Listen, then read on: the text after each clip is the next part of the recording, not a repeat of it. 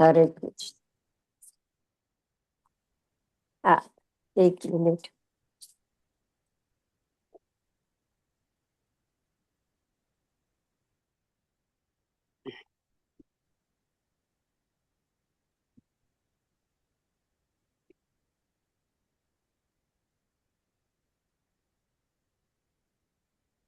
ઇન્દુબેન, તમે કરો છો કે કોઈ બીજા કરે છે? હું કરું પ્રભુજી? હા, તમે કરો. હરે કૃષ્ણ. જય શ્રી કૃષ્ણ. હરે કૃષ્ણ. ઓમ અજ્ઞાનતિમિરાન્ધસ્ય જ્ઞાનાંજનશલાકયા ચક્ષુરુન્મિલિतं येन તસ્मै શ્રી ગુરવે નમઃ. શ્રી ચૈતન્ય મનોભીષ્ટં સ્થાપિतं येन ભૂતલે સ્વયં રૂપઃ કડા મહ્યં દદાતિ સ્વપદાન્તિકં. વંદે અહં શ્રી ગુરોઃ શ્રીયુતપદકમलं શ્રીગુરૂन् વૈષ્ણવાંચ શ્રીરૂપં સાગ્રજાतं સહગણ રઘુનાથાન્વિतं तं સજીવં સ્વાદૈतं સાવધૂतं પરિજનસહિतं કૃષ્ણ ચૈતન્ય દેવમ શ્રી રાધા કૃષ્ણ પાદાના સહગણ લલિતા શ્રી વિશાખા અન્વિત સ્વાંચ. હે કૃષ્ણ કરુણા સિંધુ દીનબંધુ જગતપતે ગોપેશ ગોપિકા કાંત રાધા કાંત નમોસ્તુતે. તપ્ત કાંચન ગૌરાંગી રાધે વૃંદાવનેશ્વરી વૃષભાનુદેવી વૃષભાનુસુતે દેવી પ્રણમામિ હરિપ્રિયે. વાંછાકલ્પતરુભયશ્ચ કૃપા સિંધુભ્ય એવ ચ પતિતાનામ પાવનેભ્યો વૈષ્ણવેભ્યો નમો નમઃ. શ્રી કૃષ્ણ ચૈતન્ય પ્રભુ નિત્યાનંદ શ્રી અદ્વૈત ગદાધર શ્રી વાસાદિ ગૌર ભક્તવૃંદ. હરે કૃષ્ણ કૃષ્ણ કૃષ્ણ હરે હરે હરે રામ રામ રામ હરે હરે. ઓમ નમો ભગવતે વાસુદેવાય. ઓમ નમો ભગવતે વાસુદેવાય. ઓમ નમો ભગવતે વાસુદેવાય. હરે હરે કૃષ્ણ.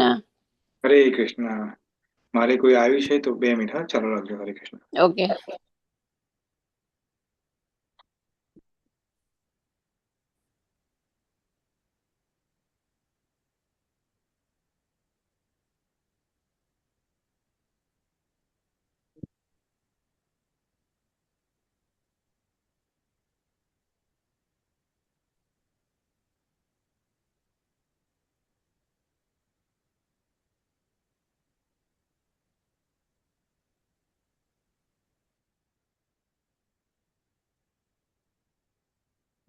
બાજુ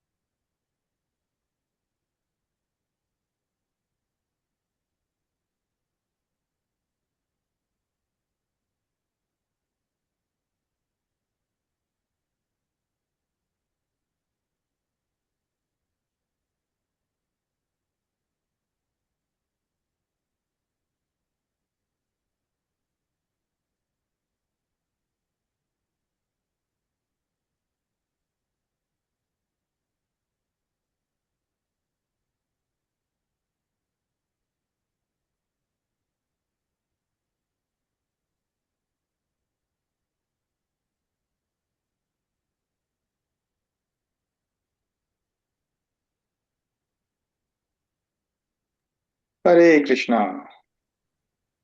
જય શ્રી કૃષ્ણ. જય શ્રી કૃષ્ણ. ધન્યવાદ, તમે મંગલાચરણ કર્યું. તો આપણે ભગવદ્ ગીતાના ત્રીજા અધ્યાયના કયા શ્લોકો પર આવી પહોંચ્યા છીએ?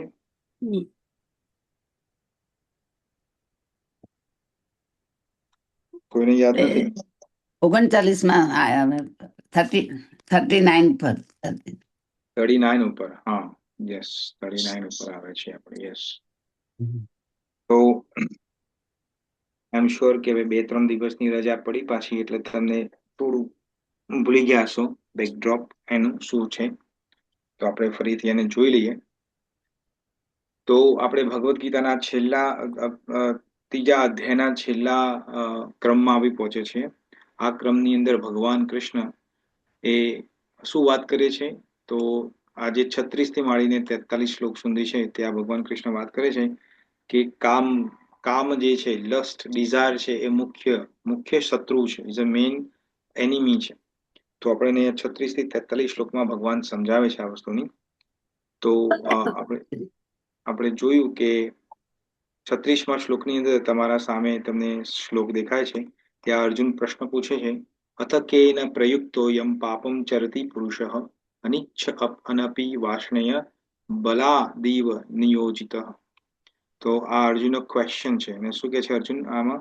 કે છે કે ભગવાન કૃષ્ણ જે વૃષ્ણિ વંશમાં જન્મેલા છે, એમને કહે છે કે કોઈ એવું લાગે છે કે બળજબરીથી કોઈ અમને પાપ કરવા માંગે છે. અમે પાપ કરવા નથી માંગતા, પણ કોક છે જે બળજબરીથી પાપ કરાવવા માંગે છે. તે કોણ છે એ અમને પ્લીઝ સમજાવો. તો આ ભગવાનને ક્વેશ્ચન અર્જુને પૂછ્યો છે. જેમ આપણને ખબર છે કે મનુષ્યને ડાયાબિટીસ થયું હોય, એને ખબર છે કે એને ગળ્યું નથી ખાવાનું, પણ તો પણ અમુક વખતે કોઈ લગ્ન પ્રસંગમાં જાય કે કોઈ જગ્યાએ જાય ને ગળ્યું જોવે, તો એને થાય કે લાઈને એક બાઈટ લઈ લઉં, એક થોડું લઈ લઉં. તો જે અંદર જે થાય છે એ ક્યાંથી આવે છે? તો આવો અર્જુનનો પ્રશ્ન છે. તો ભગવાન કૃષ્ણ એ 37મા શ્લોકમાં આપણને સમજાવે છે. તો અહીંયા 37મા શ્લોકમાં ભગવાન કહે છે, શ્રી ભગવાન ઉવાચ કામ એશ ક્રોધ એશ રજો ગુણ સમુદ્ભવ મહાશનો મહાપાપાત્મ વિદ્ધે એનમ ઇહ વૈરીણામ. સુંદર વાત કરે છે ભગવાન. તો કે છે બે શત્રુઓ છે આપણા. કયા બે શત્રુઓ છે? જે કામ એશ, ક્રોધ એશ. કામ એટલે શું? કામ એટલે આપણને એક જ કામનાનો મતલબ આપણને એક જ વસ્તુ ખબર પડે છે, પણ કામનાનો મતલબ એ નથી. કામનાનો મતલબ શું છે? કે કોઈ પણ ઇન્દ્રિય સુખ જે આપણે પ્રાપ્ત કરીએ છીએ, કોઈ પણ પ્રકારનું, એને કામ કહે છે. કે છે કામ એશ, ક્રોધ એશ. અને ક્રોધ આ બંને ક્યાંથી ઉત્પન્ન થાય છે? રજોગુણમાંથી ઉત્પન્ન થાય છે. એટલા માટે અહીંયા શું કહે છે ભગવાન? મહાશનો મહાપાપાત્મ. આ મહાશણો છે એને નાશ કરી દેવો છે, કારણ કે આ પાપમાં તમને ખેંચીને લઈ જાય છે. એટલે કે છે વિદ્ધે. વિદ્ધેનો મતલબ છે ઇમ્પરેટિવ છે, આજ્ઞા આપે છે. જાણ તું કે આ તારા નિત્ય વેરી છે. નિત્ય દુશ્મન કોણ છે? કામ અને ક્રોધ છે. જેમ આપણે ઘણી વખત એક્ઝામ્પલ આપે છે, જે આજે પણ એક્ઝામ્પલ આવવાનું છે, એટલે આપણે એક્ઝામ્પલ જોઈશું કે કામ વાસના જ્યારે પૂરી નથી થતી, જ્યારે સેકન્ડ ચેપ્ટરના 62 અને 63મા શ્લોકમાં સમજાવે છે, તો એમાંથી ક્રોધ ઉત્પન્ન થાય છે. અને ક્રોધથી બુદ્ધિનો નાશ થાય છે. અને બુદ્ધિનો નાશ થવાથી સ્વયં મનુષ્યનો નાશ થાય છે. કામાદિ ક્રોધા વિજાયતે. તો ત્યાં ભગવાન એ વાત કરે છે. પછી 38મા શ્લોકની અંદર આ શું વાત કરે છે? જે આપણે લાસ્ટ ટાઈમ જોયેલું, ત્યાં ભગવાન 3 એનોલોજીસ આપે છે, ઉપમાઓ આપે છે 3. તો શું ઉપમાઓ છે? તો કે છે ધૂમેના વ્રયતે વહનીર. ધૂમેના વ્રયતે વહનીર યથાદર્શો મલેન ચ યથોલ્બેનાવૃતો ગર્ભસ્થા તનેદમાવાવૃતમ. એનો શું મતલબ થાય?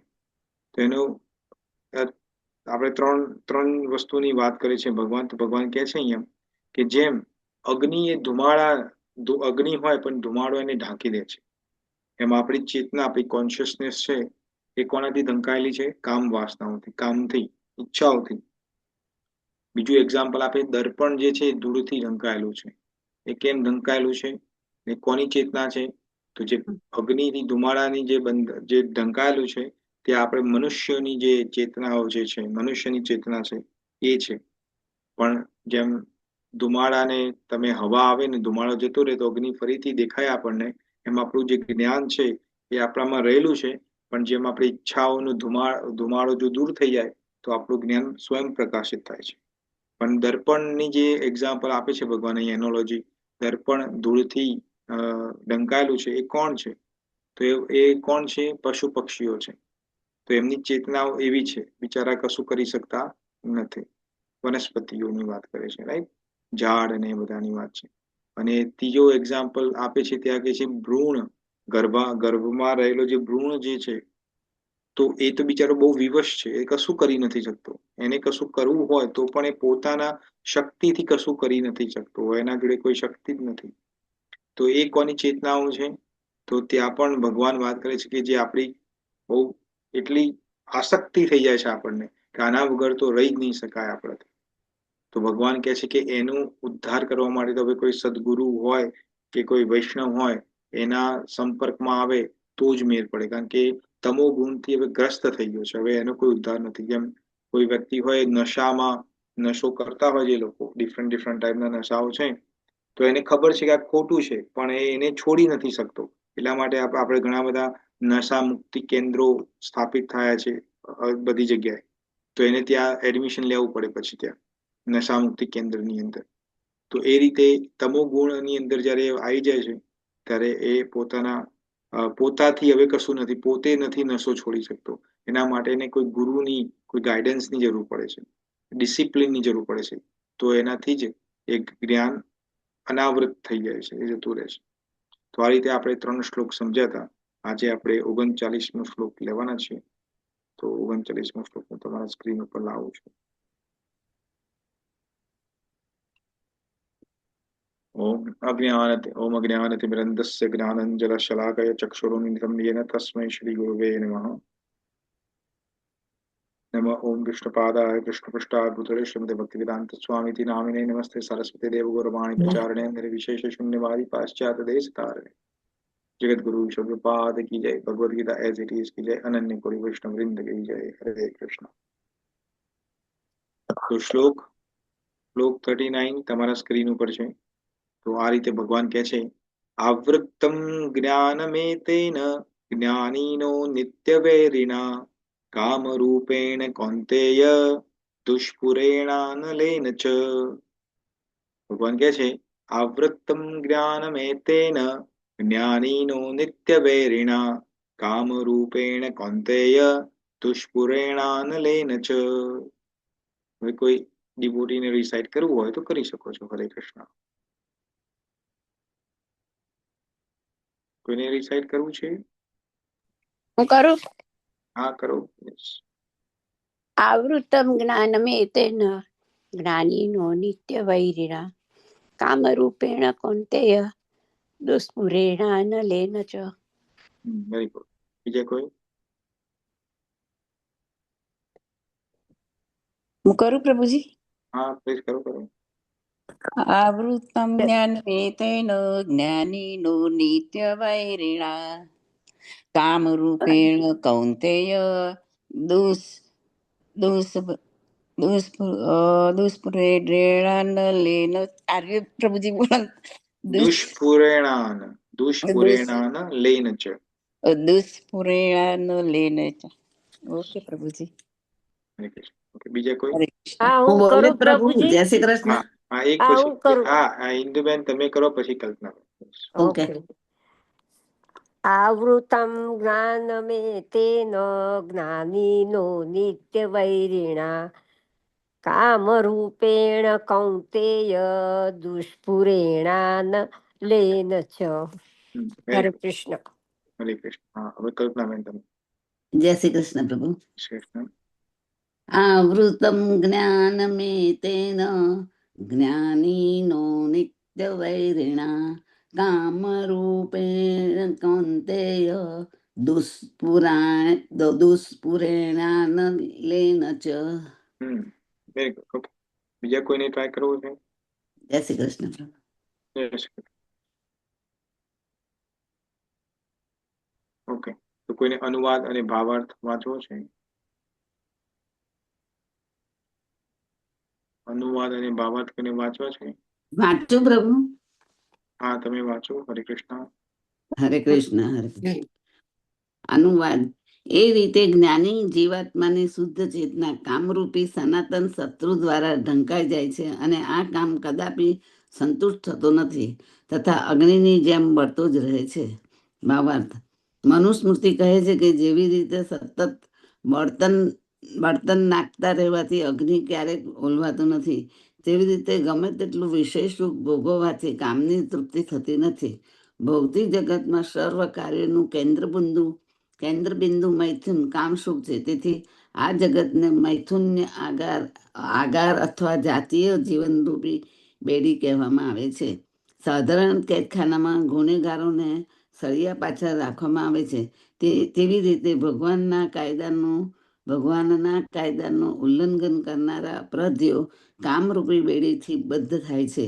ઇન્દ્ર તૃપ્તિના આધારે થતી દુન્વયી સભ્યતાની પ્રગતિ એટલે જીવાત્માના ભૌતિક જીવનના અસ્તિત્વની અવિધિનો વધારો. તેથી આ કામ અજ્ઞાનનું પ્રતીક છે કે જે તેનાથી જીવાત્માને ભૌતિક જગતમાં રખાય છે.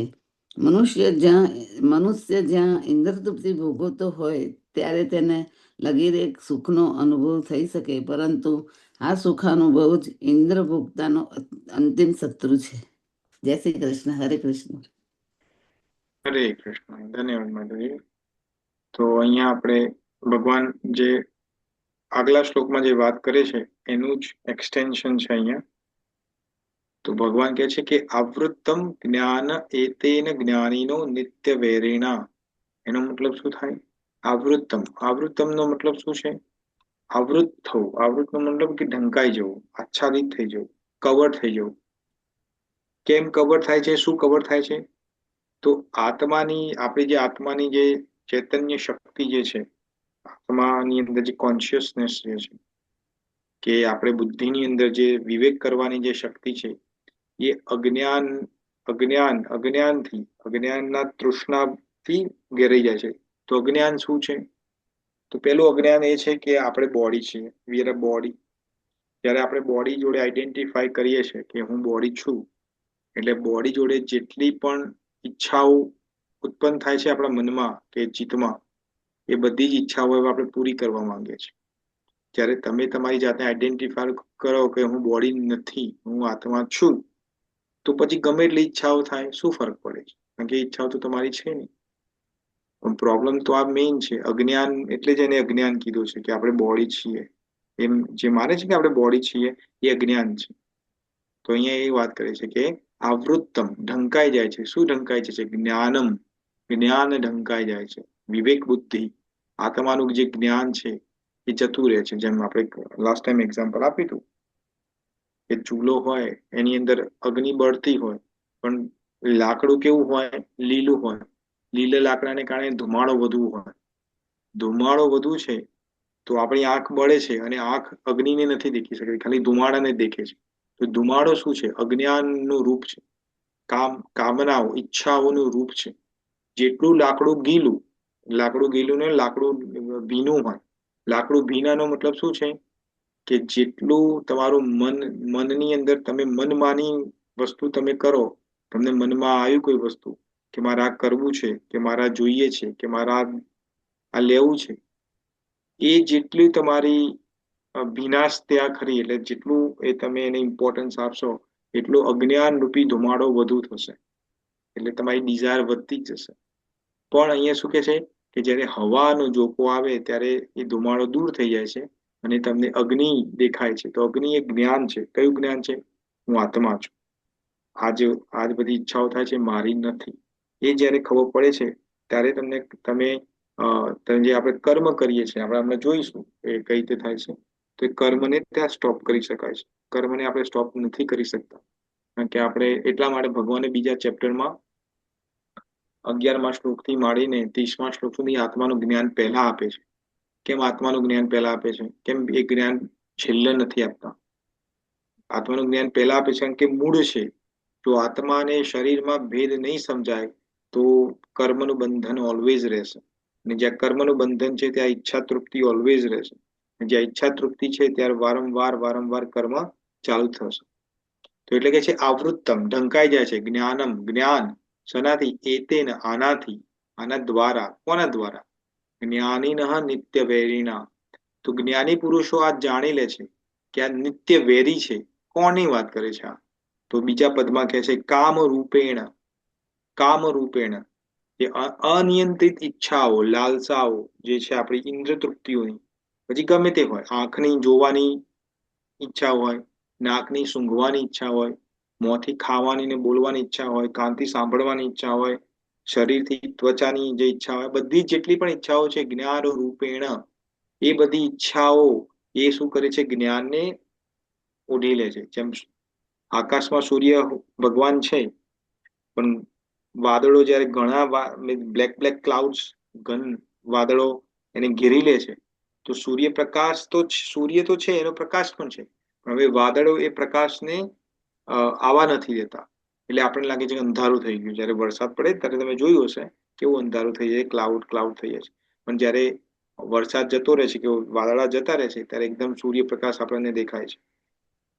તો સિમિલરલી અહીંયા કામરૂપ જે છે એ સિમિલરલી ડાર્ક ક્લાઉડ્સની જેમ કામ કરે છે, કે જ્યારે મનના ઉપર આચ્છાદિત થઈ જાય છે, મનના જે વિચારો જેમ ચિત્તની અંદર પડેલા છે એ મનમાં જયારે ટ્રાન્સફર થાય છે, ને મનમાં જયારે આપણે વિચારો દેખાય છે ત્યારે આપણે એની અંદર સંલગ્ન થઈ જઈએ છીએ, આપણે એમાં અટેચ થઈ જઈએ છીએ, આપણે એમાં જોઈ શકીએ છીએ, ઓ મારામાં આવી ઈચ્છા થાય છે, મને ગુલાબ જામુન ખાવાની ઈચ્છા થાય છે, મને બહાર ફરવા જવાની ઈચ્છા થાય છે, મને ટીવી જોવાની ઈચ્છા થાય છે, મને પેલું કરવાની ઈચ્છા થાય. આ જે બધી ઈચ્છાઓ છે એ આપણું જે અંદરનું જે જ્ઞાન જે છે સૂર્યપ્રકાશ રૂપે આત્માનું જ્ઞાન, એને ક્લાઉડ કરી લે છે. તો અહીંયા શું કે છે? કામ રૂપેણ કૌંતેય, કૌંતેય એટલે અર્જુન, હે કુંતી પુત્ર, તું શું કર? દુષ્પુરેણ, દુષ્પુરેણ એટલે કદી પણ સંતોષાય નહીં. દુષ્પુરેણ નો મતલબ છે નેવર સેટિસ્ફાય. શું ના થાય? અનલેન, અનલેન વેરી સુંદર શબ્દ છે, અગ્નિને કે છે. જો અગ્નિને કે છે અનલેન, લેન નો મતલબ છે કે સંતુષ્ટિ થવું, ને અનલેન એટલે વિરોધી છે, જે સંતુષ્ટ નથી થતું. અગ્નિ તમે જોઈ છે? અગ્નિમાં તમે ગમે એટલું નાખો બધું અગ્નિ ખાઈ જાય. અગ્નિ ડઝન્ટ ડિફરન્શિએટ. જયારે આપણે આ હમણાં કેલિફોર્નિયામાં આગ લાગી હતી, કે હમણાં કેનેડામાં આગ લાગી હતી, ફાયર થઈ હતું, ત્યારે બધું કેટલું ઇન્ગલ્ફ કરી ગયું હતું અગ્નિ. જે એની સામે આવે એને ભસ્મીભૂત કરી નાખે અગ્નિ. એટલે અહીંયા એવું કે છે કે કામરૂપ એ કેવું છે? કામનાઓ કેવી છે? અનલેન, અગ્નિ જેવી છે. જેમ અગ્નિ અહીંયા એક્ઝામ્પલ પરપોટમાં આપે છે શિલોપાદ. શું કે છે કે મનુસ્મૃતિમાં કે છે કે જેમ આપણે ફાયર હવન થતો હોય તો એની અંદર આપણે અગ્નિની અંદર ઘી નાખ કરીએ તો શું થાય? વધે, વધારે સળગે, વધારે ગળે, ધુમાડો વધારે પ્રજ્વલિત થાય, વધારે અગ્નિ પ્રજ્વલિત થાય. Yes, yes. એટલે તમે પણ આપણે દીવો કરીએ ને, તમે લોકોએ અખંડ દીવો કરતા હશો કોઈ, તો અખંડ દીવામાં શું કરીએ? દીવો હોય પછી ઉપરથી ઘી કે તેલ રેડ કરીએ, મેક શ્યોર કરીએ કે પેલી દિવેટ બુજાઈ ના જાય.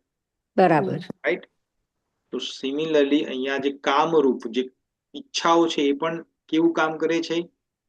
ઘીના જેવું કામ કરે છે. અગ્નિમાં ઘી નાખવાનું. આપણને એવું લાગે છે કે મારી એક જ તો ઈચ્છા છે, એક ઈચ્છા પૂરી થશે મને શાંતિ મળી જશે, પણ એ ઈચ્છા પૂરી થવાથી કદી શાંતિ મળતી નથી. કેમ?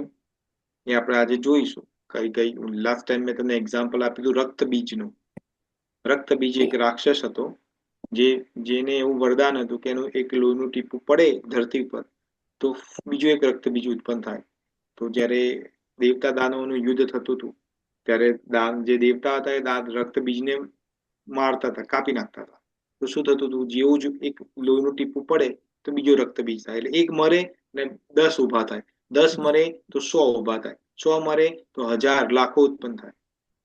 રક્તબીજની જેમ કામનાઓ છે, આપણી ઈચ્છાઓ છે, અનંત કોટી છે, કદી તૃપ્ત થતી નથી. એટલે ભગવાન કૃષ્ણ અહીંયા સમજાવે છે કે જેમ શું સમજાવે છે કે જેમ એનર્જી જે છે, એનર્જી, તો એનર્જી જે છે એને તમે ડિસ્ટ્રોય ના કરી શકો. વિજ્ઞાનનો એક નિયમ છે, energy never can be created not destroy. તમે કદી એને ડિસ્ટ્રોય, પણ એને શું કરી શકો? પરિવર્તિત કરી શકો, એનું રૂપાંતર કરી શકો ડિફરન્ટ રૂપમાં.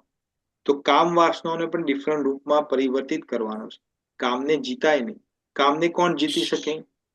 કામને ખાલી ભગવાન શિવ જેવા યોગી જ જીતી શકે, જે પૂર્ણ ભગવાનની અંદર લીન છે. ભગવાન શિવ છે એ ભગવાન કૃષ્ણ કે ભગવાન વિષ્ણુ કે ભગવાન રામની ભક્તિમાં પૂર્ણ લીન છે. તો જ્યારે કામ એની સામે આવે છે ત્યારે એને બાળી નાખે છે. પણ આપણે પૂર્ણ ભક્તિમાં લીન નથી, એટલે આપણને કામ જે છે એ આપણને હરાઈ જાય છે. આપણે એવું લાગે છે કે ઓ આ એક ઈચ્છા તો છે, એ પૂરી કરી દઈશ તો બધું પતી જશે, પણ એવું કદી થતું નથી. તો હવે આપણે આ શ્લોક જે છે એને ડિટેલમાં સમજીએ. તો આ જે આપણે વર્ડ બાય વર્ડ એક્સપ્લેનેશન આપ્યું, એમાં કોઈને કોઈ ક્વેશ્ચન છે બિફોર વી મૂવ ફોરવર્ડ? એટલે કામને દબાવવા માટે ભક્તિ હોવી જોઈએ. એટલે કામને દબાવવાનું નથી. અહીંયા ભગવાને ક્યાંય વાત નથી કરી કે કામને તમે સપ્રેસ કરો. ના, એટલે કામને પરિવર્તિત કરવાનો છે. પરિવર્તિત. હા, રૂપાંતરિત કરવાનો છે. Yes. અચ્છા. કામ છે એને પ્રેમમાં રૂપાંતરિત કરવાનું છે, ભગવાનના પ્રેમમાં, જેને કૃષ્ણ કોન્શિયસનેસ આપણે જે કહીએ છીએ. રાઈટ. કૃષ્ણ કોન્શિયસનેસ એટલે શું? લોકો એવું માને છે કૃષ્ણ કોન્શિયસનેસ એટલે ઇસ્કોન. ઇસ્કોન તો એક ઓર્ગેનાઇઝેશન છે, કોઈ કૃષ્ણ કોન્શિયસનેસ નથી. પણ ઇસ્કોન છે એ કૃષ્ણ કોન્શિયસનેસ શીખવાડે છે કે તમે કૃષ્ણ કોન્શિયસ કઈ રીતે બની શકો. એટલે Krishna conscious does not mean ISKCON. તો અહીંયા કૃષ્ણ કોન્શિયસ કઈ રીતે બની શકાય? જ્યારે તમે બધું જ તમારી બધી જ પ્રવૃત્તિઓ કૃષ્ણ માટે કરતા હો. તમે જેમ તમારા ઘરમાં નાનો છોકરો હોય, રાઈટ, તમારો પુત્ર હોય કે પૌત્ર હોય, તો રાત દિવસ તમે જ્યારે ઘરમાં ફરતો હોય તો તમે એને જુઓ, એની જોડે રમો. પછી જ્યારે સ્કૂલમાં જાય રાઈટ, કિન્ડર ગાર્ડન હોય કે કોઈ પણ ગ્રેડ જતો હોય સ્કૂલમાં, તો ઘરમાં એના રમકડા પડ્યા હોય, રાઈટ, કે એની બેગ પડી હોય કે એના કપડાં પડ્યા, એના સોક્સ પડ્યા હોય, બીજું ગમે તે પડ્યું હોય ઘરમાં, તો તમે જ્યારે ઉઠાવો ત્યારે એની યાદ આવે કે ના આવે? જે પણ પુત્રનું નામ જે હોય કે પુત્રીનું નામ હોય તો યાદ આવે ને કે આ કેવી મસ્તી કરતો હતો, આ કેવું છે, આનું ગમે ત્યાં રમકડા છોડી દે છે, રાઈટ. તો એ રીતે કૃષ્ણ કોન્શિયસનેસ સેમ થિંગ છે. જેમ તમે તમારા પૌત્ર કોન્શિયસ છો, એમાં આપણે કૃષ્ણ કોન્શિયસ બનવું છે. એટલે તમે કૃષ્ણ કોન્શિયસ બનશો ત્યારે તમારી જે આ કામ વાસનાઓ જે છે એ તમને આવશે તો ખરી, ઉદ્ભવ તો થશે, કારણ કે હાર્ડવેરમાં પ્રોબ્લેમ છે. આપણી ચિત્ત નામનું જે હાર્ડવેર લઈને આવ્યા છે એમાં પ્રોબ્લેમ છે. તો એ તો ઉગવાની તો છે, જે આ ઊભી થશે. પણ જ્યારે તમે કૃષ્ણ કોન્શિયસનેસ બનો છો ત્યારે એને ટ્રાન્સફોર્મ કરી દો છો, એને બદલી દો છો. હવે એ ઈચ્છાઓ થાય છે પણ એ કૃષ્ણ માટે હવે તમારે એને પરિવર્તિત, એને રસ્તો બતાવવાનો છે. ભાઈ આ ઈચ્છા મને થઈ છે, ગુલાબ જામુન ખાવું છે, એક્ઝામ્પલ, એવી ઈચ્છા થાય છે તમને. તો તમારી ઈચ્છા એ થઈ તમને, પણ હવે તમારી એક્શન શું હોય? કૃષ્ણ કોન્શિયસનેસ હોય તો કે મારે ગુલાબ જામુન મારે નથી ખાવું, મારે હવે ભગવાનને ભોગ ધરાવવાનો છે ગુલાબ જામુન. બહુ દિવસ થયા એમને ભોગ નથી ધરાયો ગુલાબ જામુન. તો હવે આ ભગવાન સેન્ટ્રિક થઈ ગયા છે. તમે પહેલા તમારી ઈચ્છાઓને તૃપ્ત કરવા માંગતા, હવે તમે ભગવાનની ઇન્દ્રિયોને તૃપ્ત કરો છો. બસ આ જ ડિફરન્સ છે, બીજું કશું જ નથી. એવું નથી કે તમે આ ભગવદ્ ગીતાનું જ્ઞાન લઈ લેશો તો તમારી ઈચ્છાઓ બધી પૂરી થઈ જશે, એવું નથી. ઈચ્છાઓ તો એઝ ઇટ ઇઝ રહેશે. જે લોકો જ્ઞાન નથી લેતા એને પણ ઈચ્છાઓ છે, જે લોકો જ્ઞાન લે છે એને પણ ઈચ્છાઓ છે. પણ ડિફરન્સ ક્યાં છે? આપણે લોકો એને મિટિગેટ કરીએ છીએ, એને ટ્રાન્સફર કરીએ છીએ. મેનેજમેન્ટમાં એક રૂલ છે કે કોઈ પણ પ્રોબ્લેમ હોય એના 4 સોલ્યુશન હોઈ શકે. શું હોઈ શકે? તો એક સોલ્યુશન છે કે ભાઈ એ પ્રોબ્લેમને પહેલા તો સોલ્વ કરો. હવે અમુક પ્રોબ્લેમ હોય સોલ્વ ના થઈ શકે, રાઈટ. તો સોલ્વ ના થઈ શકે તો એને શું કરો? ડિક્રીઝ, ઓછો કરી દો. વધુ હોય તો એને થોડો ઓછો કરી દો પ્રોબ્લેમ. એ પણ ના કરી શકો તમે, પ્રોબ્લેમને ડિક્રીઝ પણ સોલ્વ ના કરી શકો, ડિક્રીઝ ના કરી શકો, તો શું કરી શકો એને? તો એને મિટિગેટ કરો. મિટિગેટ એટલે ટ્રાન્સફર કરો. ટ્રાન્સફર કઈ રીતે કરો? કે આપણો પ્રોબ્લેમ છે એ પ્રોબ્લેમને હટાઈને બીજાને એ પ્રોબ્લેમ બીજા તરફ ડાયવર્ટ કરો. જેમ મોટા જે કોર્પોરેટના મેનેજર છે, પોતાના પ્રોબ્લેમ આવે તો નીચેના જે કર્મચારીઓ હોય બિચારા જે ટીમમાં, એને પ્રોબ્લેમ આપે કે ભાઈ હવે તમારા લોકોને સોલ્વ કરવાના છે, એમ કરીને. એક્ઝામ્પલ છે સમજવા માટે. તો સિમિલરલી ભગવાન કૃષ્ણ આપણને અહીંયા સમજાવે છે કે જે કામરૂપ જે કામ જે છે, વાસનાઓ જે ડિઝાયર છે, લસ્ટ, એ કદી પૂરી નહીં થાય. તો એને પૂરી કરવાનો પ્રયત્ન નહીં કરવો. જેમ કે એક્ઝામ્પલ છે, આપણું એક એક્ઝામ્પલ છે, બહુ ક્લાસિક એક્ઝામ્પલ આપણે એને મહાભારતમાંથી મળે છે. મહાભારતમાં એક રાજા થઈ ગયા, જે તમે બધાએ નામ સાંભળ્યું છે, યયાતિ. નામ સાંભળ્યું છે યયાતિ રાજાનું નામ? યા સાંભળ્યું છે. હા, યયાતિનું નામ સાંભળ્યું છે. Very good, yes. તો યયાતિ રાજા જે છે, એની બહુ એ સ્ટોરી બહુ રસપ્રદ છે, અને એ સ્ટોરીમાંથી બહુ બધું શીખવાનું છે. આપણે સ્ટોરીઓ સાંભળીએ છીએ ખરા, પણ આપણે એમાંથી કશું શીખતા નથી. તો યયાતિ રાજા હતા, એને એની એક બે પત્નીઓ હતી. એક ધર્મિષ્ઠા હતી. તો યયાતિ રાજાની બે પત્નીઓ, જે એક શુક્રાચાર્ય હતા, જે તમે ખબર છે, શુક્રાચાર્ય હતા એ દાનવના ગુરુ હતા. ગુરુ ગુરુ હતા, રાઈટ, દાનવના. યા હા. તો આ બહુ લાંબી સ્ટોરી છે. આપણે જે મેઇન સ્ટોરી છે એને પકડીશું. આપણે બીજી બધી આજુબાજુ સ્ટોરીમાં નહીં જઈએ, કારણ કે પછી આપણે બીજી બધી સ્ટોરીમાં જઈએ છીએ તો એમ જ જતા રહીએ છીએ. પછી આપણે એ નહીં જોઈએ. તો જે શું કહેવાય, એની જે ડોટર છે એનું નામ છે દેવયાની. અને દેવયાની દેવયાની, હા. અને એક રાજા હોય છે, દૈત્ય રાજ હોય છે, વૃષપર્વા. એની જે છોકરીઓ છે એનું નામ હોય છે શર્મિષ્ઠા. તો આ બંને વચ્ચે એક શરત લાગે છે, અને અનફોર્ચ્યુનેટલી આ દેવયાનીની, આ શર્મિષ્ઠા જે રાજાની છોકરી છે, એને બની જવું પડે છે આ દેવયાની દાસી. એ એક શરત છે. હવે આપણે એમાં જતા નથી, આપણે અત્યારે ઇમ્પોર્ટન્ટ નથી એ શરત. તો જ્યારે દેવયાનીના લગ્ન રાજા યયાતિ સાથે થાય છે, તો આ જે શર્મિષ્ઠા જે છે એ દાસી બનીને એમના મહેલમાં જાય છે. હવે જ્યારે આ જાય છે ત્યારે શર્મિષ્ઠા તો રાજકુમારી હોય છે, એટલે બટ ઓબ્વિયસ બહુ સુંદર દેખાતી હોય છે, મૃદુભાષી હોય છે. પણ હવે એ તો દાસી બની ગઈ છે. તો શુક્રાચાર્ય જે છે એ જે આ યયાતિ છે એને વોર્ન કરે છે પહેલાથી, કે જો હું તને ઓળખું છું તો તું બી કેરફુલ. તારા પત્ની સિવાય બીજા કોઈ પણ સ્ત્રી સાથે સંબંધ ના હોવો જોઈએ. હું તને અત્યારથી વોર્ન કરું છું કે હા, નો પ્રોબ્લેમ, હું નહીં હોય મારું. હવે બહુ ટાઈમ સ્પેન્ડ થાય છે, અને એક વખતે જે શર્મિષ્ઠા જે છે, કારણ કે એ તો રાજકુમારી છે, તો શર્મિષ્ઠા જે છે એ એક વખતે રાજા યયાતિ એકલા હોય છે, તો નિકુંજમાં, જંગલમાં એ કરતા હોય છે.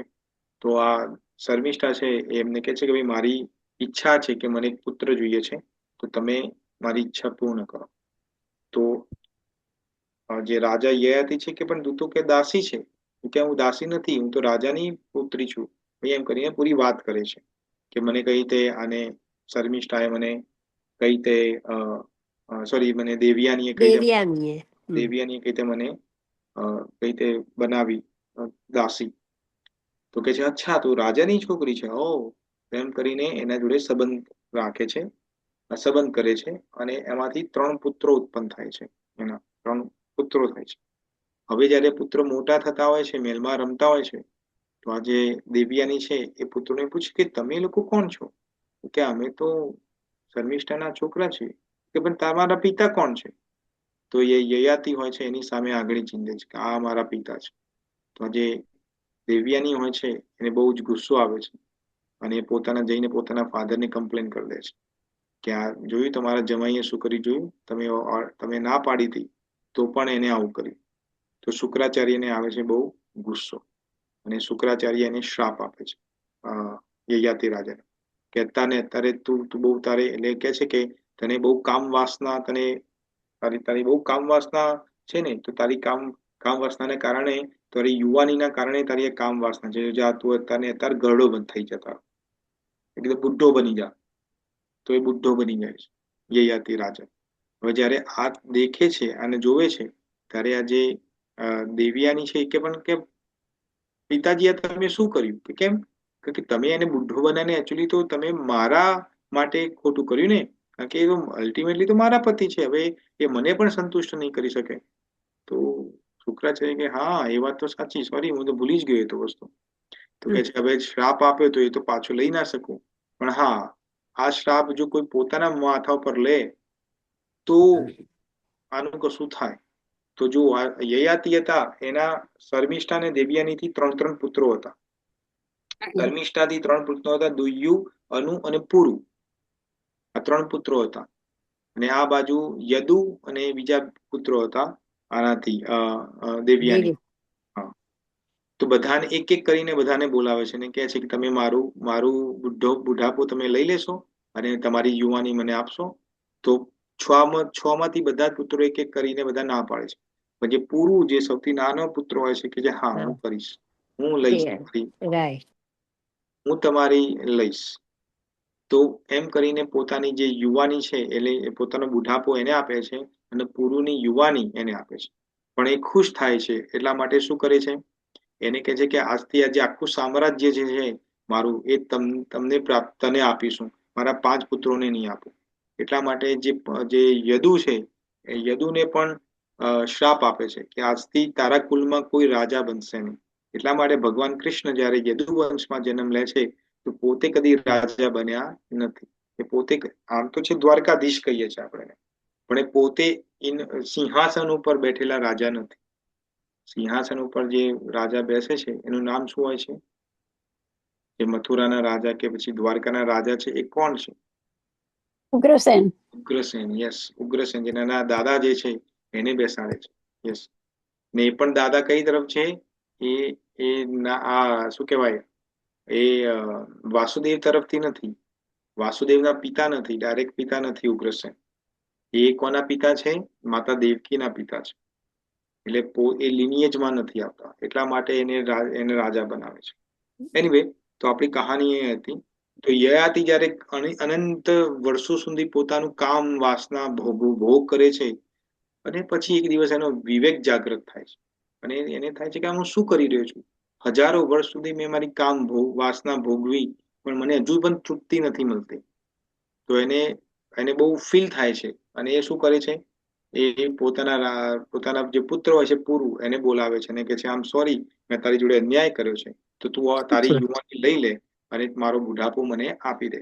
એમ કરીને પોતાની યુવાની અને બુઢાપોનું એક્સચેન્જ કરે છે. અને ત્યાં જે મનુ મહારાજ જે છે એ મનુસ્મૃતિની અંદર બહુ સુંદર વાત કરે છે.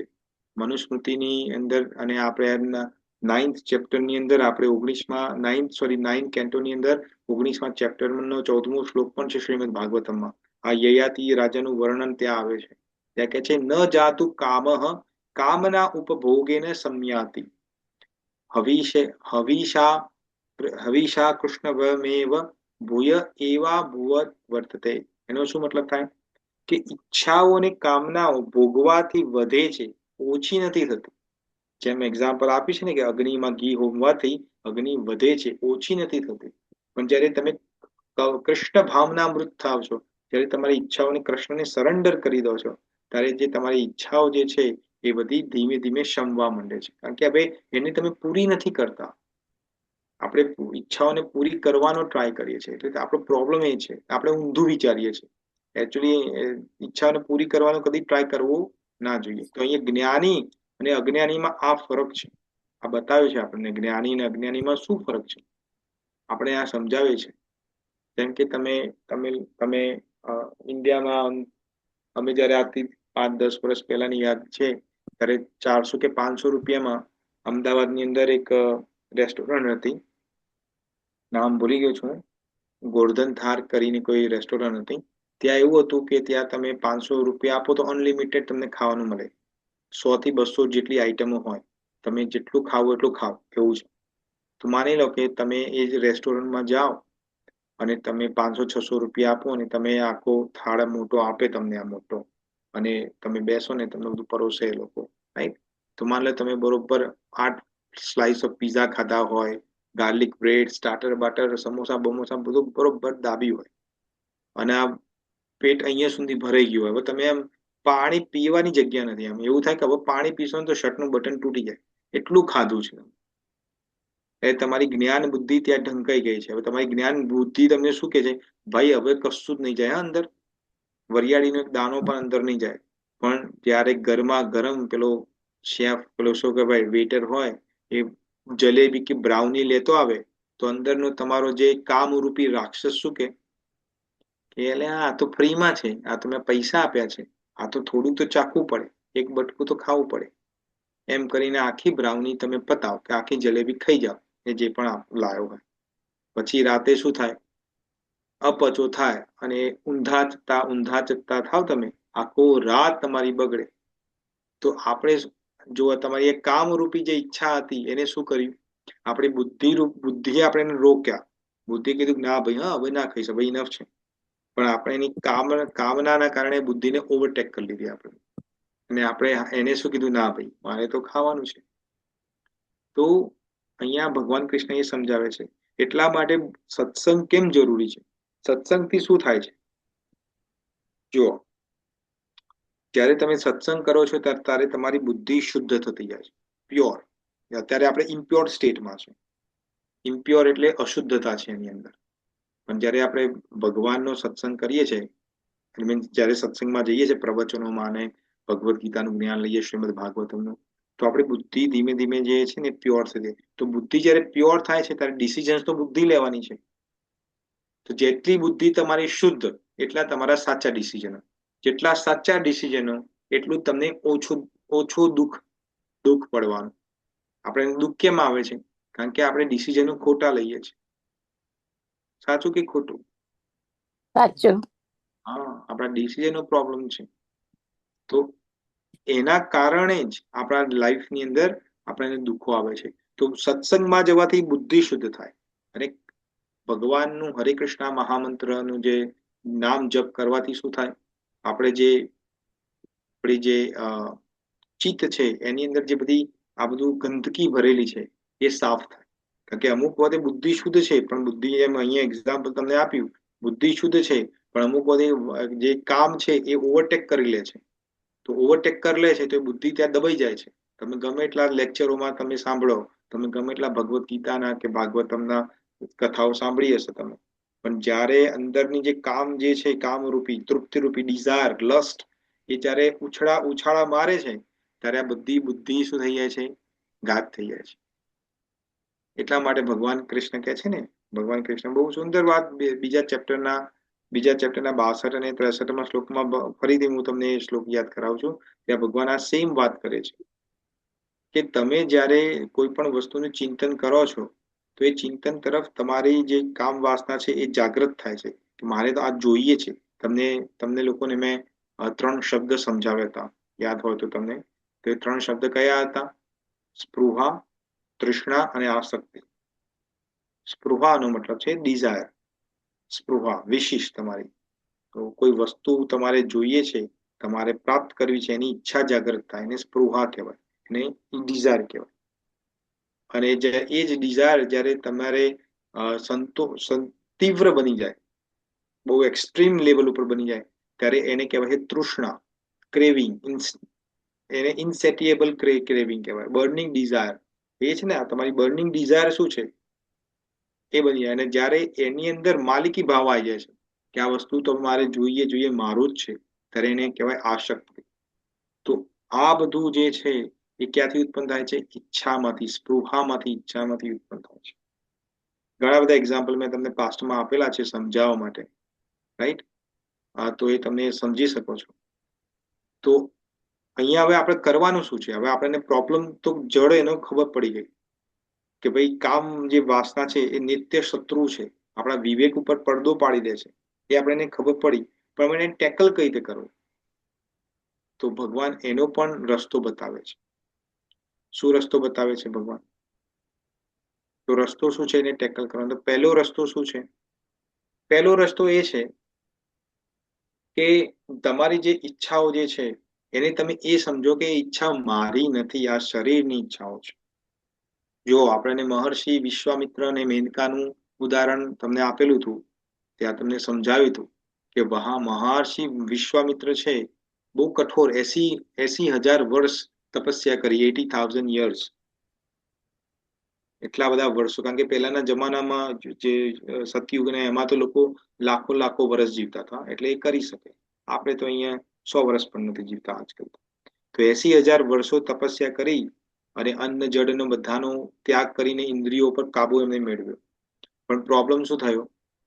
બધી ઇન્દ્રિયો એમને બંધ કરી દીધી, ખાલી એક ઇન્દ્રિય ચાલુ રાખી હતી એમને. અને કઈ ઇન્દ્રિય હતી? કાનની. આંખ. કાન. કાન. કાન કાન. યસ, આંખ તો બંધ હતી એમ. યા.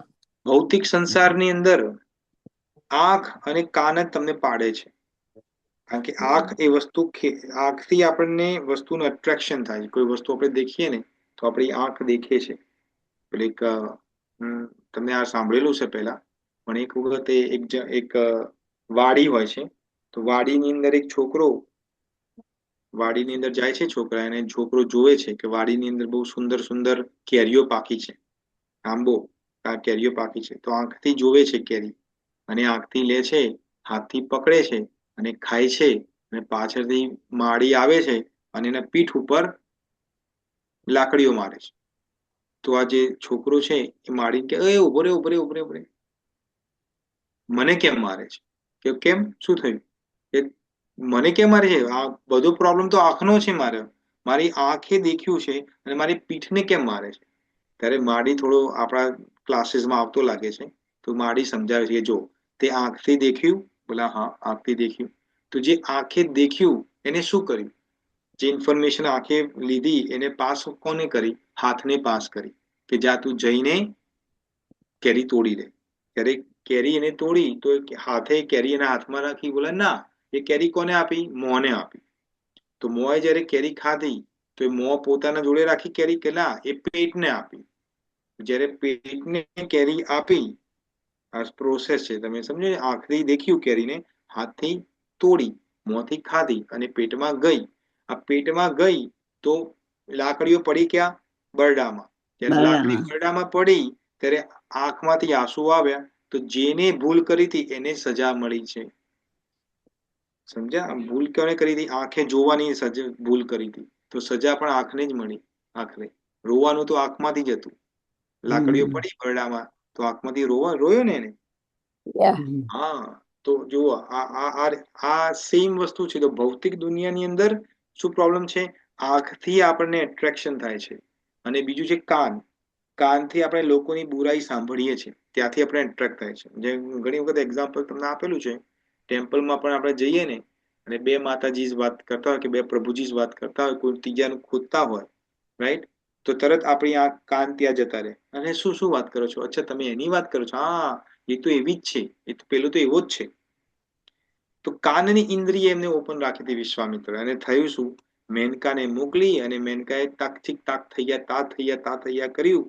અને પછી જે વિશ્વામિત્ર 80,000 વર્ષ જે તપસ્યા કરી, જેને પોતાના બધી જ ઇન્દ્રિયો પર કંટ્રોલ પ્રાપ્ત કર્યો છે, એ બધો કંટ્રોલ ગુમાઈ ચૂક્યા. અને પછી શું કર્યું? સંસારમાં પાછા લપ્ત થઈ ગયા. અને પછી પાછું ઘણા વર્ષો પછી એમની છોકરી ઉત્પન્ન થઈને બધું થયું.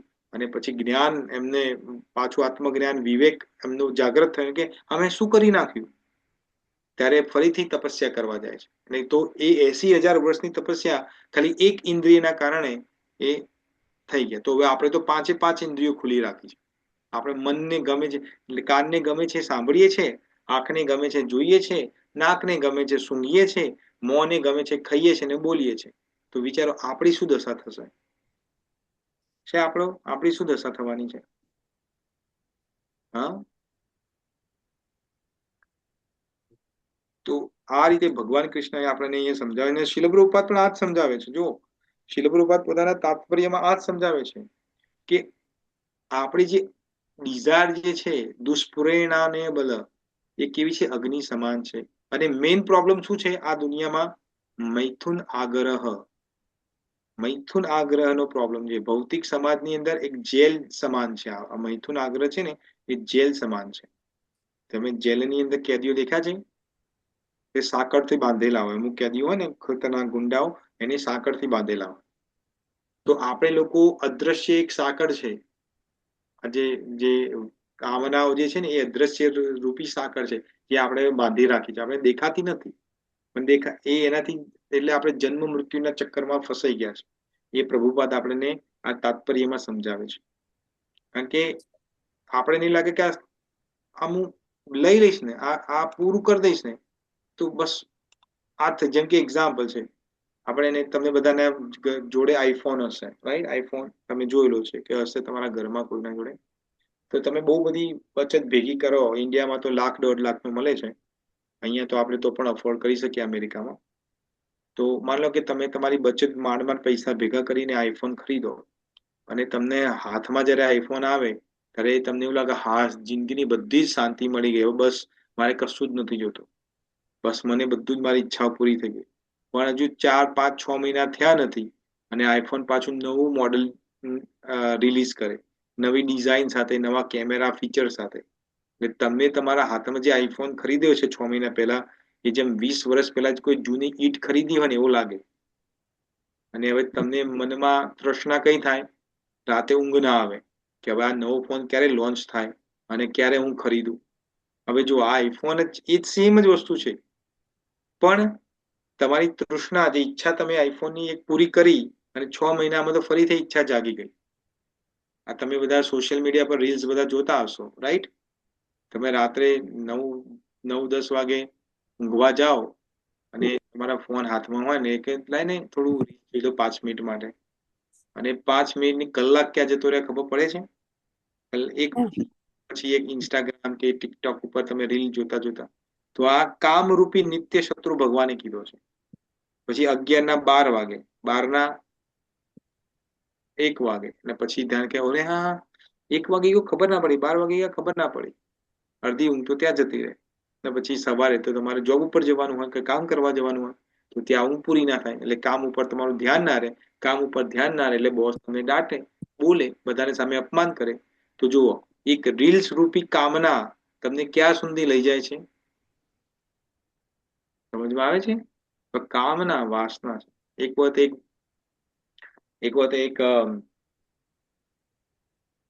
એક મજૂર હોય છે.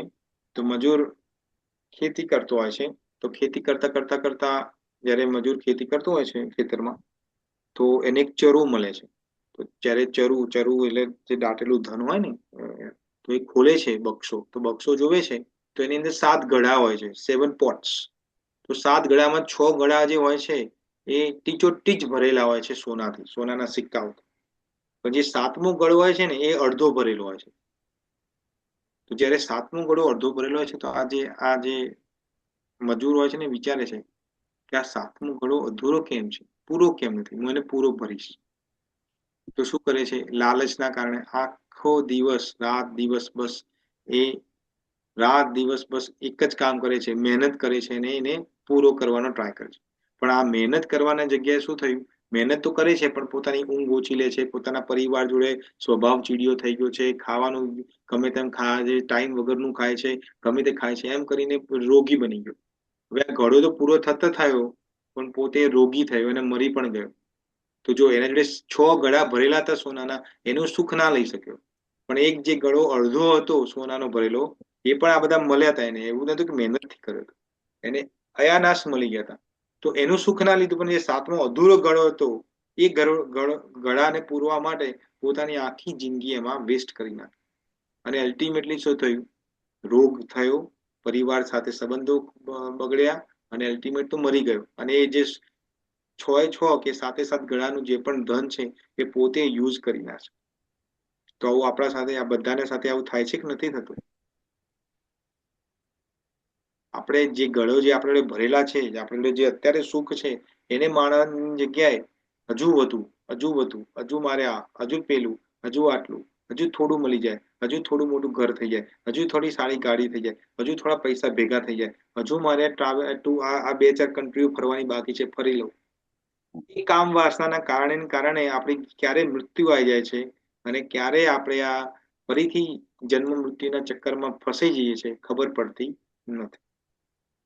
આમાં ઘણું બધું તમને સમજાવવાનું છે, પણ સમજવાનું એટલું છે કે આ કામના એ મોટો શત્રુ છે, નિત્ય વૈરી. તો ભગવાન અહીંયા એ જ સમજાવે છે કે કામના ઉપર, કામનાને તમે જીતી નહીં શકો. તમે કહો છો ને, અમુક લોકો કહે છે, આ મોટિવેશનલ સ્પીકરો બધા શું કે છે, તમારે મોટિવેશનલ સ્પીકરોની તો વાત સાંભળવી નહીં. એ તો એવું જ કે મજા કરો, જલસા કરો, એક ઈચ્છા અને નહીં વધુ ઈચ્છા રાખો.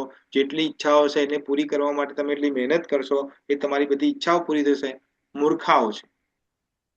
કેમ મૂર્ખાઓ છે? કારણ કે ભગવાન કૃષ્ણ તો અહીંયા કે છે નિત્ય વેરિણામ. ઈચ્છાઓ કેવી છે? નિત્ય વેરિણામ છે. કામ રૂપેણ નિત્ય વેરિણામ છે.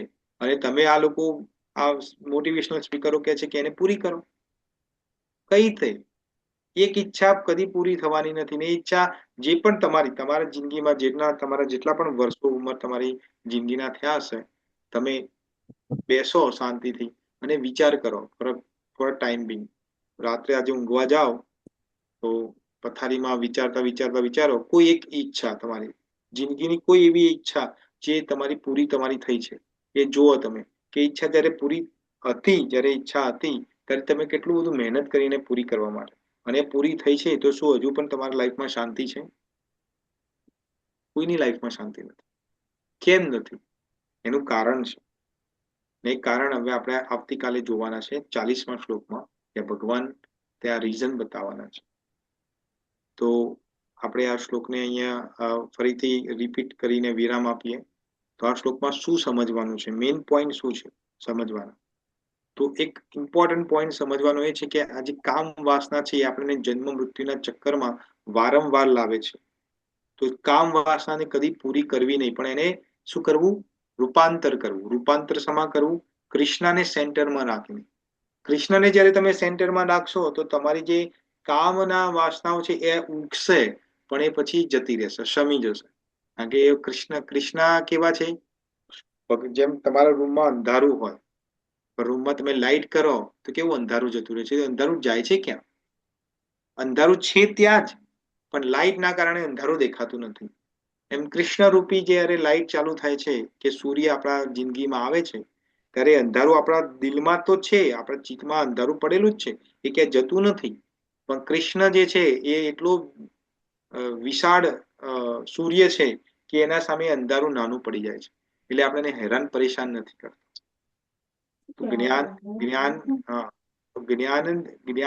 જ્ઞાની લોકો એ સમજે છે કે મારી જેટલી પણ ઈચ્છાઓ છે એને પૂરી નથી કરવાની, કારણ કે અગ્નિના સમાન છે. અને આત્માનું જ્ઞાન એને આ ઈચ્છાઓ આચ્છાદિત કરી દે છે, આવૃત્તમ કરી દે છે. તો મારે મારી ઈચ્છાઓ પર કંટ્રોલ નથી કરવાનો. આપણે બધા કંટ્રોલ કરીએ છીએ, પણ એને મિટિગેટ કરે. ઈચ્છા આવે તો આવવા દેવાની મનમાં, કોઈ વાંધો નથી. તમને એવું લાગે કે આજે પિક્ચર જોવા જવું છે, આવવા દો ઈચ્છા, કોઈ વાંધો નથી, આવવા દો, નો પ્રોબ્લેમ. આપણે પિક્ચર જોવાનું જ નહીં. ઈચ્છા આવીને જતી રહેશે, ક્યારે ખબર નહીં પડે. પણ આપણે કેવું છે, ઈચ્છા આવે છે ને તો હવે એને તરત પૂરી કરવી છે. આપણે તરત કેમ પૂરી કરવી છે?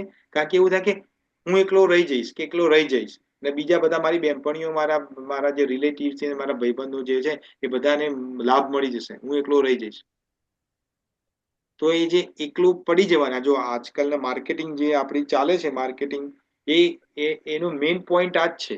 તમને એવું બતાવે, અત્યાર સુધી તમે કોઈ પર્ટિક્યુલર શેમ્પૂથી નાહતા હોય, વાળ ધોતા હોય, અને અત્યારે નવું કોઈ શેમ્પુ માર્કેટમાં આવે તો શું બતાવે કે ભાઈ આ શેમ્પુમાં તો આ નથી, આ વિટામિન એ નથી, વિટામિન ઢેકણા નથી, પૂંછડા નથી, પણ અમારા શેમ્પુમાં વિટામિન છે. તો તમે લેશો તો તમારા ખરેખર વાળ સુંદર બની જશે, તમને કોઈ ડેન્ડ્રફ નહીં થાય, તમને આ નહીં થાય, પેલું નહીં થાય. તો આપણને લાગે, હો, મને તો આ લેવું જ પડશે, કારણ કે નહીં લઉં તો હું રહી જઈશ, મારા વાળ ખરાબ થઈ જશે. તો એ જે પોતાની સેલ્ફ કોન્શિયસનેસ છે કે હું રહી ગયો, કે હું રહી ગઈ, એ ઈચ્છાને આગળ વધારે છે, પ્રોપેલ કરે છે. જેમ એન્જિનના ડબ્બા હોય તો એન્જિન એને ધક્કો મારે એમ ડબ્બા પાછળ ખેંચાય, એમ એ જે ભાવના આપણી છે, એમ એ જે હું રહી ગયો કે રહી ગઈ, એ જે છે એના પાછળ કામ ધીમે ધીમે આવે છે. તો છેલ્લે આપણે પૂરું કરતા બીજી એક નાની કહાની કહી દઉં કે એક વખત એક શેઠ હોય છે. તો એ શેઠ હોય છે તો એનો કોઈ મિત્ર હોય છે. તો એ મિત્ર બિચારો થોડો ગરીબ હોય છે, ને એક ટાઈમ એવો આવે છે કે બિચારો જે મિત્ર હોય છે એને પોતાનું ઘર બાર ને બધું ત્યજી દે છે. હવે ત્યજી દે એટલે જતું રહે છે, ફાઇનાન્શિયલ લોસ થઈ જાય છે. તો શેઠ કહે છે કે હા, એક કામ કર, તું મારા ઘરે આવી જા, મારા ઘરે રે, વી આર ગુડ ફ્રેન્ડ્સ. તો એ જયારે ઘરે આવે છે તો આ જે મિત્ર હોય છે એ થોડો વાઘ પટુક ને બહુ સારી રીતે એને બધું બોલતા આવડતું હોય છે, ને આવડતું હોય છે. તો આ શેઠને બહુ સારી રીતે વાત કરતો હોય છે, એ બધું કરતો હોય છે. તો શેઠને લાગે હા, કેટલો સારો છે. પણ આ જે ભાઈબંધ જે છે એ થોડા દિવસ તો બરોબર રહે છે ઘરમાં, પણ ધીમે ધીમે શું કરે છે, શેઠના ઘરમાંથી ચોરી કરવાનું ચાલુ કરે છે, જે શેઠને ખબર નથી પડતી. તો સિમિલરલી આપણા દિલની અંદર આપણે શેઠ છીએ અને આપણો જેને ભાઈબંધ માનીએ છીએ, કામરૂપ જે આપણી ડિઝાયર છે એ ભાઈબંધ બનીને આપણા દિલમાં ઘર કરે છે. સારું સારું આપણને દેખાડે છે, સારું સારું બોલે છે, અને એ ચોરી કરે છે. શાની ચોરી કરે છે? આપણા જ્ઞાનની ચોરી કરે છે. તો એને અંદર ઘૂસવા નથી દેવાનું.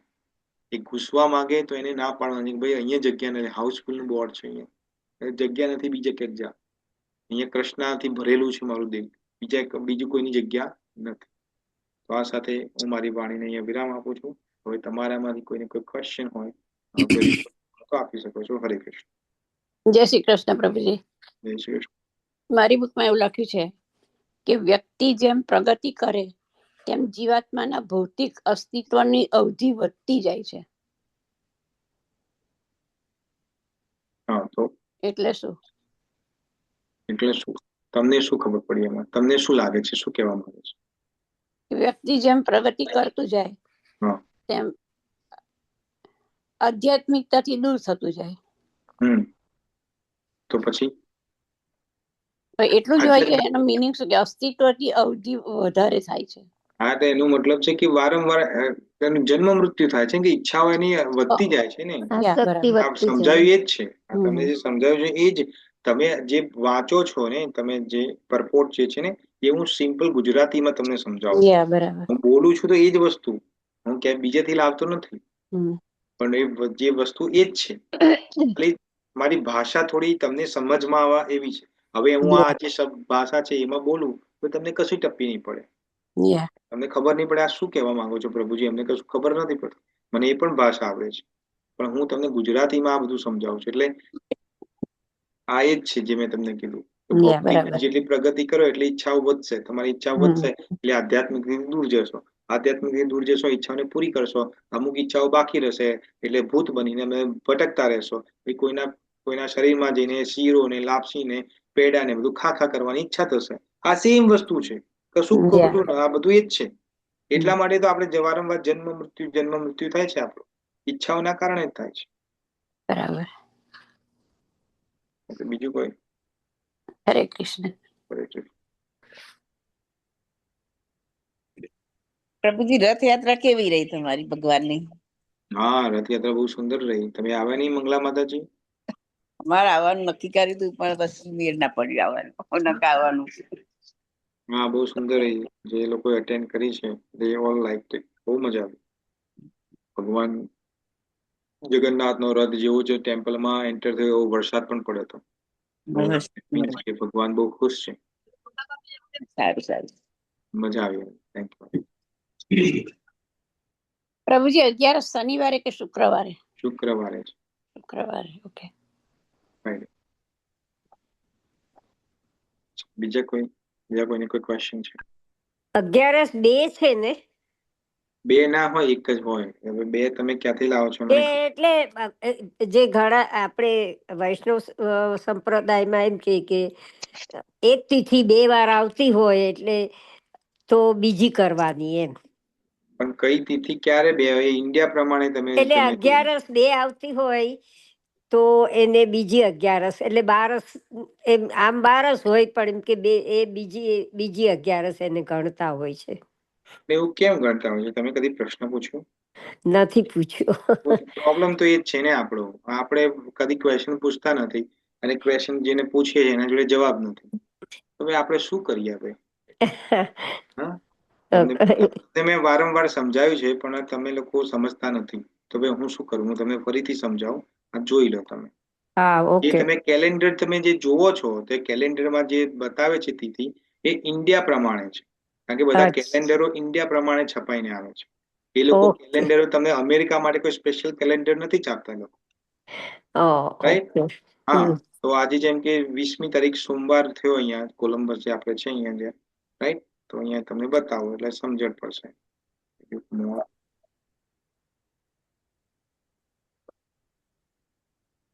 ઓકે, 2 મિનિટ આ લોડ થાય છે. ઓકે, તો શુક્રવારે કઈ તારીખ આવે છે?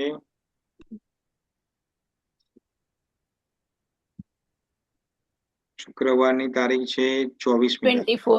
24. આપણે 24 ઉપર જઈએ. 24 આવી. જો આ 24 આવ્યું ત્યારે જયારે સૂર્યોદય થાય છે 6:23. તમને દેખાય છે સ્ક્રીન ઉપર? બધાને દેખાય છે સ્ક્રીન ઉપર? એ દેખાય છે. 6:23 જયારે સૂર્યોદય થાય છે અહીંયા, ત્યારે કઈ તિથિ ચાલુ છે? એકાદશી તિથિ ચાલુ છે. એટલા માટે શુક્રવારે એકાદશી છે. હવે તમે એના આગળ જાઓ, અહીંયા બતાવે છે જો સનરાઈઝ 6:23, અહીંયા તિથિ એકાદશી ક્યારે ચાલે એના આગલા દિવસે જાઓ, તમને થોડું આગળ જોઈએ 23મી તારીખે બતાવો એટલે તમને ખબર પડશે. આ 23મી તારીખ છે, ગુરુવાર છે. જો આ ગુરુવાર છે, તમને તો અહીંયા દેખાય છે, જો તમારા સ્ક્રીન ઉપર છે. આ એકાદશી છે ક્યારે પૂરી થાય છે? આ મીન્સ ચાલુ થાય છે રાત્રે 11:42 રાત્રે, ગુરુવારની રાત્રે ચાલુ થાય છે. એટલે જયારે સૂર્યોદય કેટલા વાગે થવાનું છે? 6:23, એના 1.5 કલાક પહેલા અરુણોદય કહેવાય એને. તો અરુણોદય ટાઈમે જે પણ તિથિ ચાલતી હોય એ તિથિ આખો દિવસ રહે. તો એક અરુણોદય 6:23 ને આગળ 1.5 કલાક આગળ ગણો તો ઓલમોસ્ટ 5 વાગે, 4:50 લઈ લે તમે, તો 4:50 કઈ તિથિ ચાલુ છે? એકાદશી તિથિ ચાલુ છે. એટલા માટે આખો દિવસ એને એકાદશી તિથિ ગણાય છે. સમજમાં આવ્યું? બરાબર. અહીંયા બતાવે છે જુઓ, તિથિ 10મી અપ ટુ 11:42 PM. એટલે ગુરુવારે 10મીની જે તિથિ છે 11:42 PM છે. એનો મતલબ કે 11:43 PM રાત્રે, ગુરુવારની રાત્રે 11:43 ત્યારે એકાદશી તિથિ ચાલુ થાય. પણ તિથિ હંમેશા સૂર્યોદય જયારે થાય એના 1.5 કલાક પહેલા જે તિથિ હોય, જ્યારે અરુણોદય કે છે, જેમ સૂર્ય ભગવાનનું જે રથ હોય એમાં અરુણ જે હોય છે એમના સારથી છે, એ દેખાય પહેલા આપણને, પેલા સારથી દેખાય પછી રથી દેખાય. તો એ વખતે જે તિથિ ચાલુ હોય એ હોય. હવે આપણે ઇન્ડિયા પ્રમાણે જોઈએ. આ તમને અહીંયા જ બતાવી દઉં, મુંબઈ એક્ઝામ્પલ, તમને અહીંયા જ સમજણમાં આવી જશે. એટલે બે તિથિઓ નથી. આ જે તમને ગાંડા બનાવે છે એમાં ગાંડા નહીં બનવાનું. એના જોડે આપણા જોડે જવાબ હોવો જોઈએ કે આ કેમ છે. પછી તમારે જે કરવું એ કરજો, મને એમાં કશું એ નથી. હા, એક્ઝામ્પલ છે. જો જુઓ, આપણે આ 23મી તારીખ છે, તો 23મી તારીખે તમને આમ 24મી તારીખે પેલા તો લઈ લઉં, શુક્રવારે. ઓકે, ઇન્ટરનેટના કારણે બધું લોડ થાય. ઓકે, જુઓ અહીંયા જુઓ, એકાદશી તિથિ કેટલા વાગે ચાલુ થાય છે શુક્રવારે ઇન્ડિયામાં? 9:12 સવારે, 9:12. અને સૂર્યોદય કેટલા વાગે છે? 6:12. તો 6:12 સવારના 6:12 અને એના 6 વાગે, સવારે 6 વાગ્યાના 1.5 કલાક પહેલા કરો તો ઓલમોસ્ટ કેટલા વાગે? 4:40 આજુબાજુ થાય. તો સવારે 4:40 કઈ તિથિ ચાલુ છે? 10મી તિથિ ચાલુ છે. એટલા માટે શુક્રવાર પ્રમાણે ઇન્ડિયામાં 10મી તિથિ છે, દસમ. અને પછી બીજા દિવસ જયારે શનિવાર આવશે, આ 25મી તારીખે આપણે કરીએ ત્યારે એકાદશી. એટલા માટે શનિવારે એકાદશી ઇન્ડિયામાં છે, આપણે અહીંયા પ્રમાણે એકાદશી શુક્રવારે છે. હવે જો આ શુક્ર, આ મેં તમને શનિવાર 25મી તારીખ બતાવી, ત્યારે સવાર કેટલા વાગે છે? 6:13 સૂર્યોદય થાય છે. તો 6:13 એટલે થોડું આગળ તમે લઈ જાઓ 4:30, તો ત્યારે એકાદશી તિથિ ચાલુ છે. એટલા માટે શુક્રવારે એકાદશી મનાવવામાં આવે છે. હવે ખબર પડી ઇન્દુબેન? જતા રહ્યા. છે, મ્યુટ કર્યું છે બેન, મ્યુટ છો તમે? આ મને ખબર છે મોટા ભાગના જે આપણે વૈષ્ણવ સંપ્રદાય છે, પુષ્ટિ સંપ્રદાય, સ્વામિનારાયણ, એ બધા શનિવારે મનાવવાના છે એકાદશી. પણ ખોટું છે. કેમ ખોટું છે એ તમને સમજાવ્યું મેં. બરાબર. ઓકે. અમારા કેલેન્ડરમાં શનિવારે જ છે 11. હા, તો પણ કહું તો છું તમને, ઇન્ડિયા પ્રમાણે બધા કેલેન્ડરો બનીને આવે છે. તમે સમજતા નથી, વારંવાર સમજાવ્યું છે, સમજતા નથી તમે લોકો. હવે હું શું, તમારી બર્થડે હોય છે તો ઇન્ડિયા પ્રમાણે બર્થડે બનાવો છો? અહીંયા પ્રમાણે. હા, તમે આપણે જન્માષ્ટમી હવે આવશે, રાઈટ? તો ઇન્ડિયામાં રાતે 12 વાગે, ત્યારે અહીંયા તમે જન્માષ્ટમી મનાવો છો કે અહીંયાના રાત્રે 12 વાગે મનાવો છો? અહીંયાના. કેમ એવું કરો છો? એ તો ખોટી વાત છે ને. ઇન્ડિયા પ્રમાણે મનાવવું જોઈએ, કારણ કે ઇન્ડિયા પ્રમાણે એકાદશી કરો છો તમે. તો આ તો ચીટ બી મેરી પટ બી મેરી, આવું કેવું? એટલે જે લોકો તમારા સંપ્રદાય, જે તમે માનતા હોય, જે પણ સંપ્રદાયને બિલોંગ કરતા હોય તમે લોકો, એના વડાઓને, એના ગુરુઓને તમે પ્રશ્ન પૂછો. તમે પૂછતા નથી કદી પ્રશ્નો. તમે બસ પેલા ઘેટાના જેમ આપણે બધા ચાલીએ છીએ કે આ શનિવારે કરે છે તો આપણે શનિવારે કરીએ એકાદશી, પણ એ ખોટી છે, એ ખોટું છે.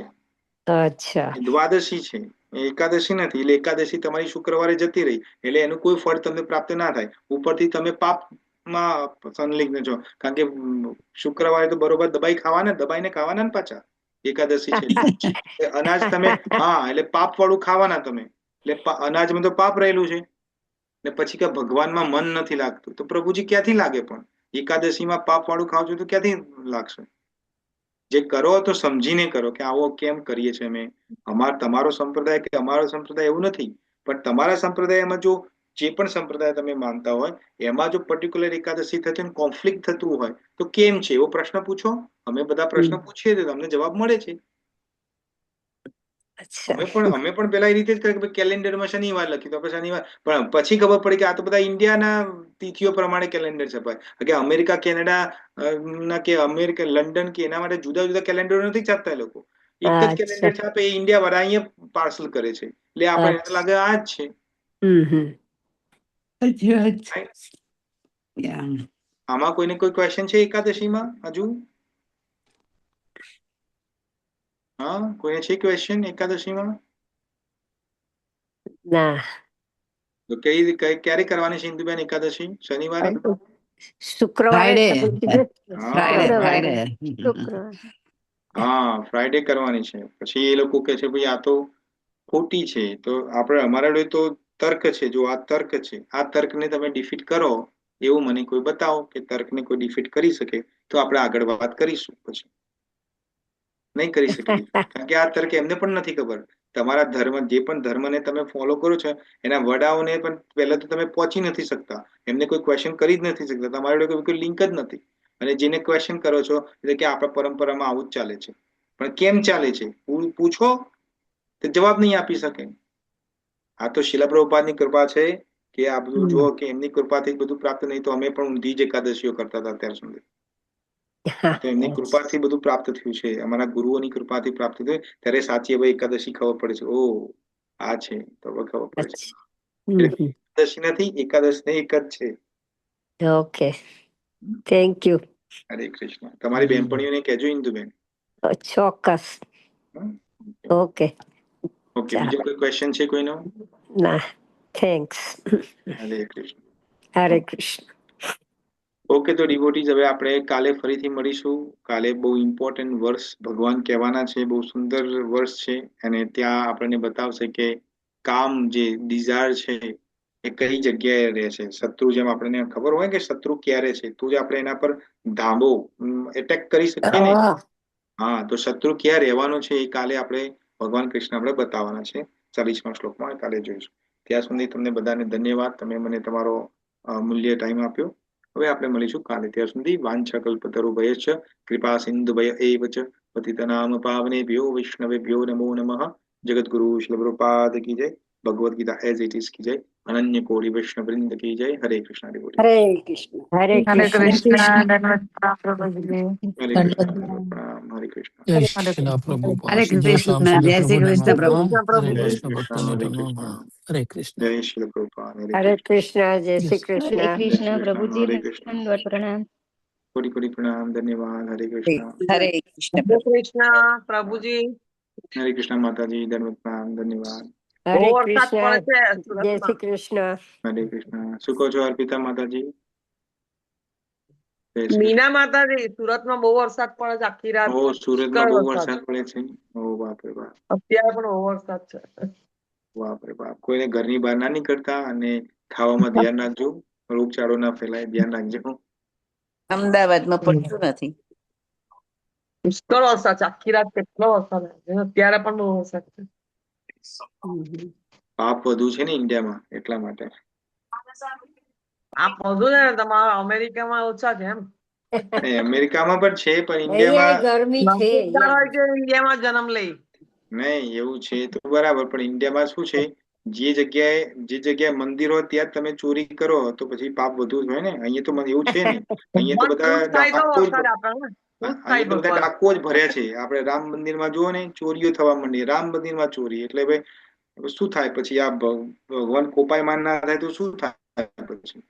જ્યાં જ્યાં ભ્રષ્ટાચાર છે, અનાચાર છે, દુરાચાર છે, આ તો બધી રાહુની જગ્યા છે. આ અમેરિકા, કેનેડા તો રાહુની. તો એ તો ભગવાનને ખબર છે કે આ તો અહીંયા તો દુષ્ટ લોકો જ છે. પણ આપણા ઇન્ડિયામાં તો સ્પિરિચ્યુઅલ એમ્બેસી કહેવાય. ભગવાન બધા ત્યાં જન્મ લીધો છે, તો પણ લોકો ચોરીઓ અને ભ્રષ્ટાચાર ને શુદ્ધ ઘીના નામે ડાલડા ઘી વેચે છે, મિલાવટ કરે, પછી શું થાય? પછી તમારા અનાચાર ફેલાય તો આ અતિવૃષ્ટિ ને બધું ના થાય તો શું થાય? કળિયુગમાં એવું જ ને. ના, કળિયુગમાં તો કળિયુગ તમારે ત્યાં એકલો થોડો છે, અમારે અહીંયા કળિયુગ છે. એવું થોડું ઇન્ડિયામાં જ કળિયુગ છે. કળિયુગનું કારણ નથી. કળિયુગ આખા વર્લ્ડમાં છે. આપણે બધા કરપ્ટ થઈ ગયા છે. હવે કરપ્ટ એટલામાં આ ભગવદ ગીતાનું જ્ઞાન એટલે હમણાં તો લેવાનું ઇન્ડિયામાં બહુ ગરમાટો છે પેલા કોંગ્રેસ પાર્ટી વાળાનો. એ જે ભાઈ આપણે પોલિટિક્સમાં નહીં થઈ જવું. આપણે જે પોલિટિક્સમાં નહીં, આપણા ભગવાનો પર ચાલે છે બધું. એ તો બધું ચાલતું ભગવાનને રહે. ગમે આપણે તેમ બોલે છે. આપણી કોન્શિયસનેસ શુદ્ધ રાખો, આપણું મનને શુદ્ધ કરો. આપણે એવું કરો કે આપણાથી કોઈને અગવડ ના થાય. આપણે ભગવાનને જે નિયમ બનાવ્યા છે એના વિરુદ્ધ આપણે ના જઈએ. બીજો જે કરવો એ કરે, આપણે તો એનાથી જાવ. પણ આપણે ખુદ કહીએ કે આપણે કઈ કલયુગમાં રહેવો તો ભાઈ ચોરી તો કરવી પડે, જુઠ્ઠું બોલવું પડે, આવું ગોળમોળ તો કરવું પડે, નહીં તો પૈસા કઈ રીતે કમાવાય? તો પછી કરો, પછી તો બીજું શું થાય? પછી તો એવું જ છે. હવે હરે કૃષ્ણ. બીજું તો ઘર ચલાવવા માટે ચોરી કરવી પડે એમ કે છે. ચોર એમ કે અમારે ઘર ચલાવવા માટે ચોરી કરવી પડે એમ કે હા, તો પછી ઘર ચલાવવા માટે ચોરી કરો તો ભાઈ વરસાદ કરવો પડે, પછી પાણી ઘરમાં આવી જાય તો ચિંતા નહીં કરવાની. ચલો, ઠીક છે. હરે કૃષ્ણ. હરે કૃષ્ણ. જય શ્રી કૃષ્ણ. જય જય કૃષ્ણ શ્રી પ્રભુજી. કૃષ્ણ. જય હરે શ્રી કૃષ્ણ. કૃષ્ણ. શ્યામ સુંદર પ્રભુ. હરે કૃષ્ણ.